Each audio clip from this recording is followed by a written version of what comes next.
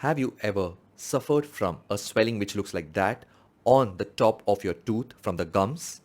Or you know someone who has suffered or is suffering from it?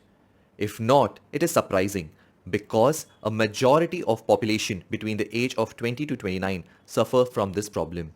Now what is this? It is known as pericoronitis, that is the swelling of the gum onto your tooth. In this video, we are going to explain in depth what is pericoronitis, why does it occur, how do you get it treated. I'm Dr. Satish Kumar, this is SK Smile Dental. Our aim here is to help you smile. So first, what is pericoronitis? It is the swelling or inflammation of the gums around a partially erupted tooth, most commonly the third molar or the wisdom tooth. Now, why does pericoronitis happen? Imagine your tooth trying to come out of the gums and it is not able to come out. A small space ends up forming between your gums and the tooth below. In that space, you have the food which you eat, the debris and other particles get collected, because of which bacteria tend to proliferate, and this irritation causes inflammation and swelling of the gums. The other cause of pain and swelling is when you chew, it comes between the bite, leading to trauma and pain there. Now, how do you differentiate between a normally erupting tooth with gums above it and pericoronitis? You might end up having some of these symptoms. First is initial irritation and pain. Second, because of food debris lodgement, it might lead into a swelling and reddish discoloration. Later, the pain might be more severe and there might be bleeding from that particular area. After that, there might be a pus-like formation. That pus might get punctured and drain with leaving a salty taste in your mouth. It might also lead to a bad breath. Why would you have a bad breath?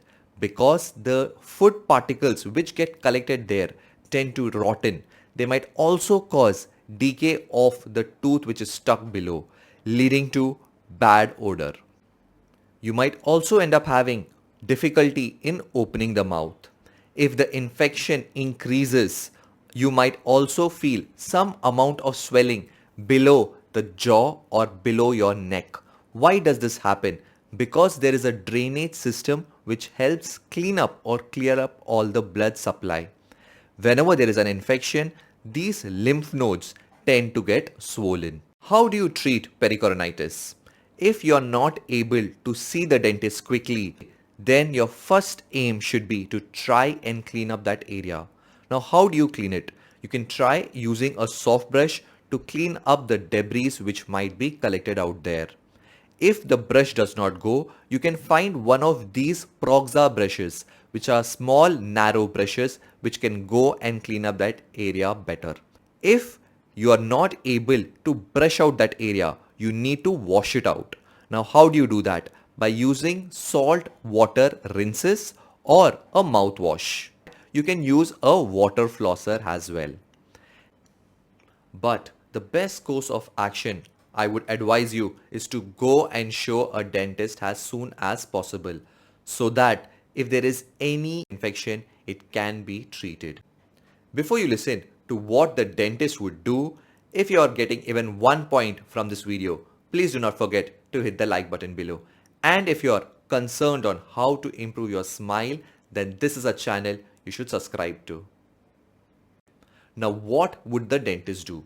The dentist would first check within your mouth to see how the teeth is positioned and the condition of that gum above it. If required, he might suggest you to take x-rays, that is radiographs, to see whether the tooth is erupting properly or not. If it is a very minimal problem, he would suggest you to do warm water rinses and prescribe you certain medications.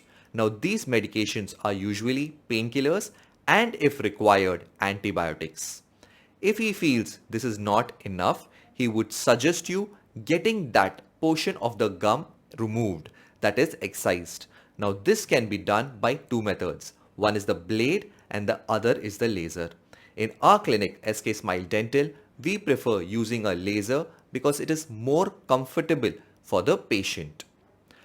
If he feels that just removing the gums is not going to solve your problem, and it is going to be a recurrent issue because the tooth is completely stuck within and is not going to erupt.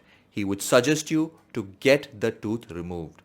Now, to understand what wisdom teeth are and whether you need to remove it or not in your particular case, we have already created a video explaining that in detail. Check that video.